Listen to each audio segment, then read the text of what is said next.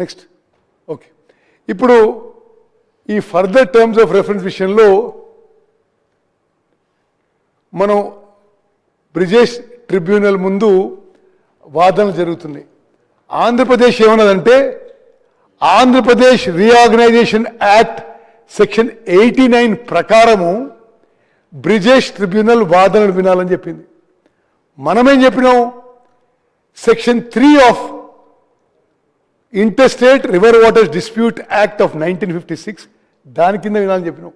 అంటే ఈ సెక్షన్ 3 కింద వింటే తెలంగాణకి న్యాయం జరుగుతుంది. ఆంధ్రప్రదేశ్ తెలంగాణ వాదనలు విన్న తర్వాత ఈ బ్రిజేష్ ట్రిబ్యునల్ మన ఆర్గ్యుమెంట్స్ ఒప్పుకొని ఇప్పుడు justice Brijesh tribunal section 3 of interstate water disputes act ప్రకారం వాదనలు వింటున్న విషయం కూడా యావత్ తెలంగాణ ప్రజానీకం తెలియజేస్తున్నాం. నెక్స్ట్. అదేవిధంగా ఇప్పుడు మనం ఈ ఫైనల్ ఆర్గ్యుమెంట్స్లో కూడా సెక్షన్ 3 ప్రకారం ముందుకు పోవాలని చెప్పి ట్రిబ్యునల్ ముందు చెప్పినాం.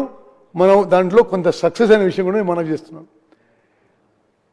మనం ఇప్పుడు ఈ బ్రిజేష్ ట్రిబ్యునల్ శాశ్వతంగా తరతరాలు కృష్ణా వాటర్ డివిజన్లో ఒక జడ్జిమెంట్ ఇవ్వబోతుంది. కొన్ని నెలల్లో కృష్ణా వాటర్స్ మొత్తం 75% డిపెండబిలిటీ మీద, 65% మీద అవైలబుల్ వాటర్ ఇవ్వబోతుంది. ఇటువంటి ఈ సమయంలో కృష్ణా వాటర్స్ డివిజన్లో మన ఆర్గ్యుమెంట్స్ ఏవైతే ఇప్పుడు వాదనలు మనం ఆ ట్రిబ్యునల్ ముందు పెడుతున్నామో అది కూడా ఈ స్లైడ్లో ఎక్స్ప్లెయిన్ చేసినాం. ఒక విషయం మీకు చెప్తాను. గతంలో బీఆర్ఎస్ ప్రభుత్వం ఉన్నప్పుడు శ్రీశైలం బ్యాక్ వాటర్ నుంచి కృష్ణానది నుంచి కృష్ణానది జలాలని అక్రమంగా రాయలసీమకి తరలించకపోతే ఆనాడు బీఆర్ఎస్ ప్రభుత్వం నోరు మెదపలే. మేము వచ్చిన తర్వాత కృష్ణానది జలాలు కృష్ణా బేసిన్ రైతులకి ఉమ్మడి మహబూబ్ నగర్, ఉమ్మడి నల్గొండ, కొంత ఖమ్మం, కొంత రంగారెడ్డి జిల్లా ఇక్కడ ఉపయోగించిన తర్వాత ఇక్కడ పూర్తయిన తర్వాతనే ఇది ఇన్ బేసిన్ కృష్ణా బేసిన్లో ఉన్నవి అవుట్ ఆఫ్ బేసిన్ తీసుకుపోవాలని చెప్పి మన వాదనలు ఇప్పుడు ట్రిబ్యునల్ ముందు గట్టిగా వినిపించడం జరిగింది.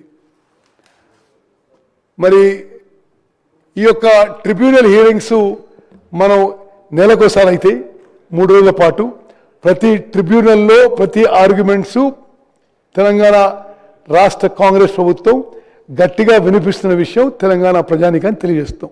నెక్స్ట్. నేను ఇప్పుడు మనమేం అడుగుతున్నాం ఈ ట్రిబ్యునల్లో? కృష్ణా నదీ జలాల్లో 811 టీఎంసీల్లో 555 టీఎంసీలు మాకు ఇవ్వాలి.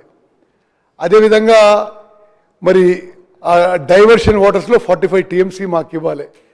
43 టీఎంసీ 65% డిపెండబిలిటీ బేస్ మీద, యావరేజ్ డిపెండబిలిటీ మీద 145లో 120, అంటే మొత్తం 1050 టీఎంసీల్లో బ్రిజేష్ ట్రిబ్యునల్ తీర్పు ఇచ్చే ఈ 1050 టీఎంసీలపై తీర్పు ఇవ్వబోతుంది.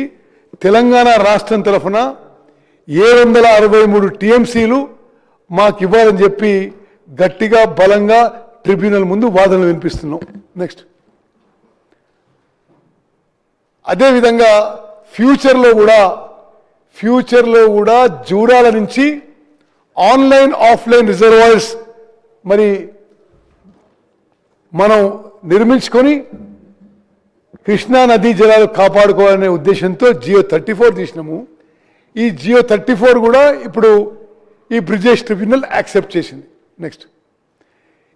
ఇది జగన్మోహన్ రెడ్డి గారి ఉత్తరం ఇక్కడ ఎందుకు ప్రస్తావిస్తున్నాం అంటే వైఎస్ జగన్మోహన్ రెడ్డి గారు నవంబర్ 19వ తారీఖున చంద్రబాబు నాయుడు గారికి లెటర్ రాస్తారు.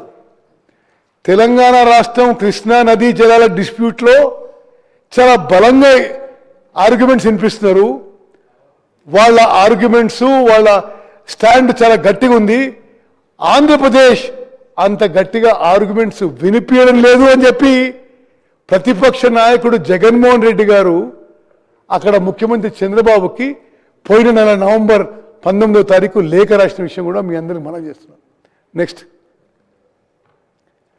ఇది పాలమూరు రంగారెడ్డి పథకం విషయంలో నేను అధ్యక్ష ఈ సభ ద్వారా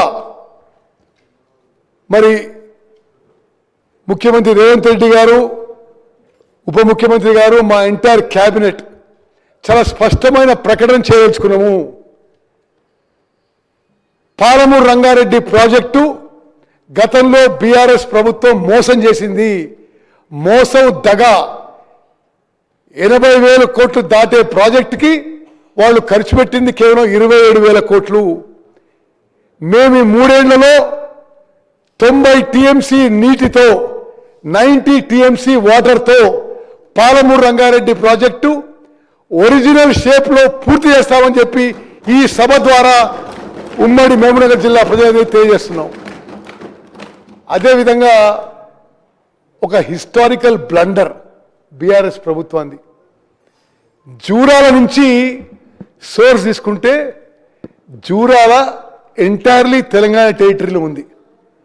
ఇప్పుడు శ్రీశైలంకి పోయి మనం ఆంధ్ర తెలంగాణకి మధ్యలో ఉన్న రిజర్వాయర్ నుంచి నీళ్లు డ్రా చేసే ప్లాన్ చేస్తే దానికి అనేక న్యాయ చిక్కులు, వాటర్ అలొకేషన్ ప్రాబ్లమ్స్ అవుతున్నాయి.